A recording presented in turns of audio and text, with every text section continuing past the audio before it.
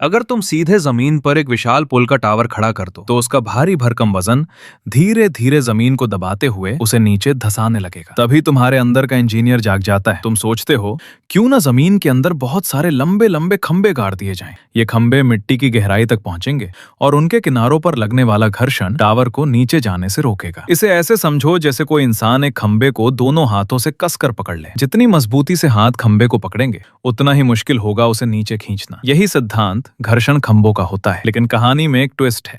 अगर उस इंसान के हाथों में ताकत ही ना हो या फिर खंबे के आसपास की मिट्टी बहुत ढीली और नरम हो तो पकड़ कमजोर पड़ जाएगी। ऐसे में घर्षण ज्यादा मदद नहीं कर पाएगा और टावर फिर भी नीचे बैठने लगेगा। अब तुम्हारा दिमाग फिर से दौड़ता है। अगर जमीन के काफी नीचे एक मजबूत चट्टानी परत मौजूद हो तो खंभों को इतना गहरा गाड़ दो कि उनका निचला सिरा उस चट्टान पर टिक जाए। अब पूरा वजन सिर्फ घर्षण पर नहीं रहेगा, नीचे की चट्टान भी टावर को सहारा देगी, जैसे कोई ताकतवर आदमी नीचे से पूरा बोझ उठाकर खड़ा हो। इसे एंड बेयरिंग पाइल कहा जाता है। लेकिन असली दुनिया में चीजें इतनी सीधी नहीं होती।